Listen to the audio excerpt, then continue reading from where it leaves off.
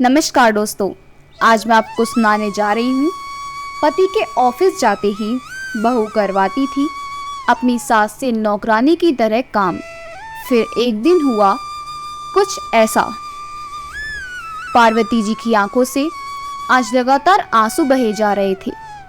जब से बहू ने उन्हें 2 वक्त की रोटी के लिए भी घर की नौकरानी बनाकर रखा था, आज बुखार में भी पार्वती जी को बहू ने काम करने के लिए मजबूर कर दिया था। जब तक बेटा घर पर रहता, बहू उनका एक मेहमान की तरह ख्याल रखती, लेकिन बेटे के ऑफिस जाते ही वो अपना असली रूप दिखाने लगती। लेकिन राम ने जब अपनी माँ को तपते शरीर में काम करते देखा तो उसके पैरों तले जमीन खिसक गई। राम ने माँ से पूछा, माँ, आपको तो बुखार था ना, और आप यहाँ झाड़ू पोंछा कर रही हैं, और कामिनी कहाँ है? इतने में राम का 7 साल का बेटा जय बोला, पापा, दादी अपनी मर्जी से काम नहीं कर रही हैं। मम्मी रोज दादी से इसी तरह काम करवाती हैं। बेटे के मुंह से यह सब सुन राम के होश उड़ गए। उसने अपने माँ के हाथ से पोंछा छीन कर फेंका और अपनी माँ को गले लगा लिया। बेटे के गले लगकर माँ बहुत रोई। इतने में कामिनी अपने रूम से बाहर आई, जो कि पहले से ही फोन पर बात कर रही थी। राम को वहां देखकर वह चौंक गई। राम ने एक जोरदार तमाचा कामिनी की गाल पर जड़ दिया। तुम्हारी हिम्मत कैसे हुई मेरी माँ के साथ ऐसा करने की? भूल गई जब हम त्योहारों पर माँ के घर जाया करते थे तो कैसे माँ तुम्हें एक बेटी की तरह प्यार करती थी। एक काम के लिए भी तुम्हें हाथ नहीं लगाने देती थी। पति के गुजर जाने के बाद अरुणा जी अपने बेटे बहू के घर आकर रहने लगी थी। जब तक वह स्वस्थ थी तब तक अपने घर की सारी जिम्मेदारियों को बखूबी निभाया करती थी, लेकिन पति के देहांत के बाद आज वह बिल्कुल असहाय और अकेली पड़ गई। पार्वती जी के एक बेटी और एक बेटा था। बेटी शादी करके अपने घर की हो गई थी और बेटा बहू नौकरी के चलते दूसरे शहर में रहते थे। पार्वती जी और उनके पति घर में एक दूसरे का सहारा बनकर रहते, लेकिन एक दिन पार्वती जी के पति को अचानक हार्ट अटैक आ जाने से वह उन्हें अकेला छोड़कर चले गए। जब पार्वती जी के पति जीवित थे तब वह पार्वती जी बैठकर बातें करते और कहते थे कि रिटायरमेंट के बाद हम दोनों बहुत आराम से रहेंगे। कभी बेटी के घर घूमने जाएंगे तो कभी बेटे के पास जाकर रहेंगे। कुछ समय ऐसे ही कट जाएगा और हमारा बुढ़ापा भी अच्छे से निकल जाएगा। मगर होने को कुछ और ही मंजूर था। पार्वती जी के पति अचानक आए हार्ट अटैक के कारण उन्हें बीच मझधार में छोड़कर चले गए। पिता के गुजर जाने के बाद सारी औपचारिकताएं निभाने तक बेटा बहू माँ के साथ रहे।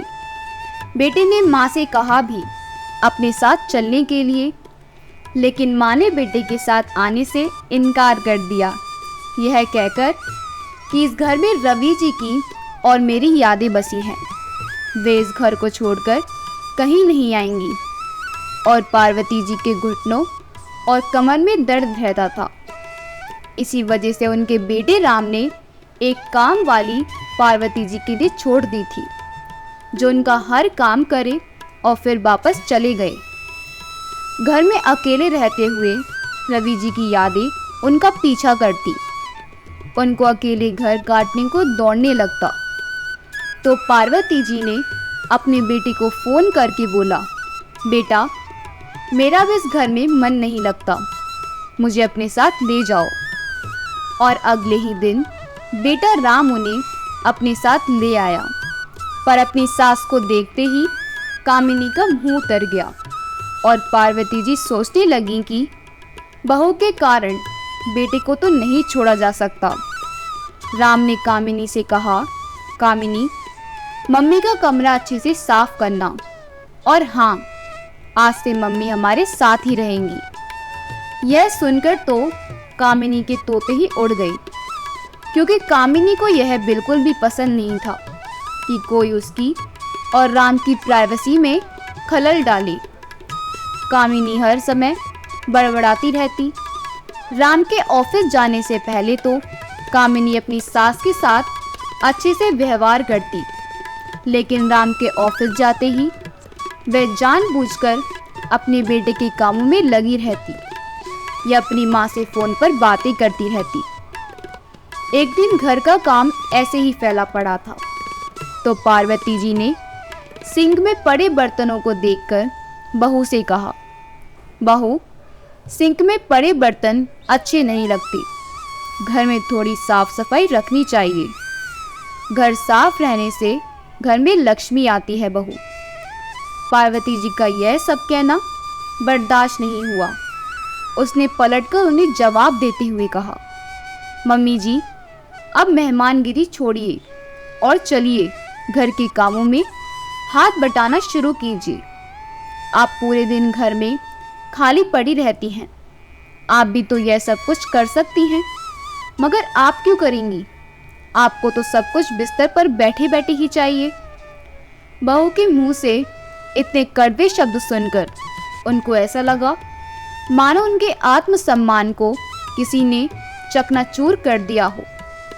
पार्वती जी ने अपने आप को किसी तरह संभाला और बहू से कहा, बहू, अगर मेरी हालत यह सब करने लायक होती तो मैं कहाँ बैठकर खाने वाली थी। अब मेरा शरीर असहाय हो गया है। मेरे घुटने और कमर में दर्द के कारण मैं यह सब काम नहीं कर पाती हूँ। फिर भी तुम कहोगी तो मैं छोटे मोटे जो भी काम मुझसे होंगे मैं कर दिया करूँगी। उस दिन के बाद से पार्वती जी बिना कहे छोटे मोटे काम कर दिया करती, लेकिन फिर भी बहू हमेशा बड़बड़ाती रहती। पार्वती जी यह सब कुछ बर्दाश्त कर जाती और अपने बेटे से कुछ नहीं कहती। एक दिन पार्वती जी की तबीयत बहुत ज़्यादा खराब थी, शायद उन्हें थोड़ा थोड़ा बुखार भी था। पार्वती जी दवा लेकर अपने कमरे में आराम कर रही थी। बेटे के ऑफिस जाते ही कामिनी ने उनके कमरे में आते ही अपना फरमान सुना दिया, मम्मी जी, अभी ठंड इतनी भी नहीं आई है कि आपका रजाई छोड़ने का मन ही नहीं कर रहा है। चलिए आप थोड़ा काम करने में हाथ बटा दीजिए, क्योंकि आज बहुत काम है। घर में बहुत साफ सफाई करनी है। बच्चे ने दीपावली की खुशी में पार्टी रखी है। घर में वो नया साल भी आने वाला है। पार्वती जी बोली, बहू, मुझसे आज ज़्यादा काम नहीं होगा, मेरी आज तबीयत ठीक नहीं लग रही है। तो बहू हाथ नचाकर बोली, अरे वाह मम्मी जी, ठंड में काम ना करने का अच्छा बहाना है। और बहू ने झाड़ू और पोंछा पार्वती जी के हाथों में थमा दिया और बोली, तो ठीक है, झाड़ू पोंछा और बर्तन कर देना। वो क्या है ना मम्मी जी, कल ही मैंने मैनीक्योर करवाया है, तो यह सब करने से मेरे हाथों का नेल पेंट खराब हो जाएगा। इससे आगे मुझे कुछ नहीं सुनना, समझी आप? यह देखकर पार्वती जी सोचने लगी, मुझे नहीं पता था कि जिस बहू को मैंने अपनी पलकों पर बिठा कर रखा वह मेरे साथ ऐसा व्यवहार करेगी। ये मैंने नहीं सोचा था। राम की एक इम्पोर्टेंट फाइल आज घर पर ही छूट गई थी, तो वह फाइल लेने को दोबारा आया। तो माँ को इस तरह देखकर उसके होश उड़ गए। आज पार्वती जी बेटे के सामने अपने आंसू छुपा नहीं पाई और राम की बेटी जय ने राम को सब कुछ बता दिया। ये सुनकर राम का खून खौल उठा और उसने गुस्से में कामिनी के गाल पर 2 झापड़ रख दिए। मेरी माँ अभी भी इतने मोहताज नहीं है कि वह अपने लिए कुछ ना कर पाए। वह मेरे बिना भी आराम से अपने घर पर 2-4 नौकर चाकर लगाकर बैठकर रह सकती है। इतना तो इंतज़ाम पापा उनके लिए पहले से ही करके गए हैं। पर माँ है ना, वो अपनी ममता को कहाँ ले जाएं? उन्हें तो यहाँ अपने बच्चे की ममता खींच लाई। तुम्हारी हिम्मत कैसी हुई मेरी माँ के साथ ऐसा करने की? लेकिन अब बस और नहीं, अपना बैग पैक करो, मैं अभी तुम्हें तुम्हारे घर छोड़कर आता हूँ। इतने में पार्वती जी अपने बेटे से बोली, बेटा तुम मेरे चक्कर में अपना घर मत उजाड़ो। वैसे भी मेरा कुछ नहीं पता, आज हूँ कल नहीं, लेकिन तुम्हारे आगे तो तुम्हारी पूरी जिंदगी पड़ी है। राम ने अपनी माँ से हाथ जोड़कर माफ़ी मांगते हुए कहा, माँ आप चिंता मत कीजिए, मैं सब ठीक कर दूंगा।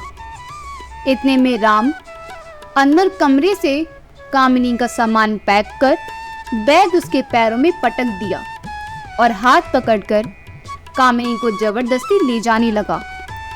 कामिनी पार्वती जी के पैरों में गिरकर माफ़ी मांगने लगी। मम्मी जी मुझे माफ़ कर दीजिए, मैंने आपके साथ बहुत गलत किया। आपने हमेशा मुझे अपनी एक बेटी की तरह रखा और मैंने आपके साथ नौकरानी की तरह सलूक किया। प्लीज़ मुझे माफ़ कर दीजिए, मैं कभी आगे से आपके साथ ऐसा नहीं करूँगी।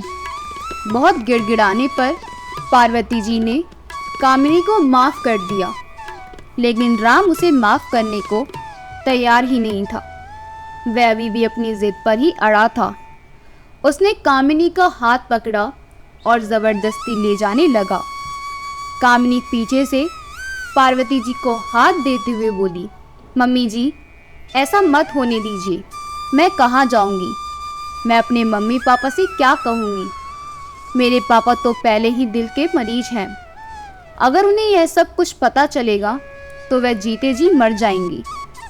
यह सब देख पार्वती जी को अपनी बहू पर तरस आ गया और बेटे के हाथ से बहू का सामान छीन लिया और कामिनी को उसके कमरे में वापस भेज दिया। राम गुस्से में कुछ देर के लिए घर से बाहर निकल गया, क्योंकि कामिनी ने पार्वती जी के साथ जो किया था वैसे बर्दाश्त नहीं हो रहा था। माँ ने बेटे को बहुत समझाया, बेटा बहू को माफ़ कर दे, अब बहुत मिल गई उसको सज़ा। बेटे बहू के बीच सब कुछ सही ना होते देख अब पार्वती जी ने फैसला ले लिया। एक दिन पार्वती जी सुबह सुबह उठी और अपना सामान अपने बैग में लगाने लगी। वह बैग में सामान पैक कर रही थी कि तभी बेटा भी आ गया। माँ को बैग लगाते देख राम बोला, माँ आप कहीं जा रही हो क्या? पार्वती जी बोली, बेटा बस मैं तुम्हारे पास इतने ही दिन ही रह सकती थी, मैं नहीं चाहती मेरे रहते तुम दोनों के बीच अनबन रहे। जब तुम्हें मेरी याद आए तो मुझसे मिलने मेरे घर आ जाना, तुम्हारी माँ वहाँ सदैव तुम्हारा इंतज़ार करेगी। अभी तुम मुझे स्टेशन तक छोड़ आओ। और कहकर अपना बैग उठाकर चलने ही लगी थी कि कामिनी उनका सामान उनके हाथ से लेते हुए बोली, मम्मी जी मैं आपको कहीं नहीं जाने दूंगी, अपनी गलती का प्रायश्चित मैं आपकी सेवा करके करना चाहती हूँ। पार्वती जी बोली, बहू मैंने तुझे माफ़ कर दिया है, मेरे मन में अब तेरे लिए कोई गुस्सा नहीं है।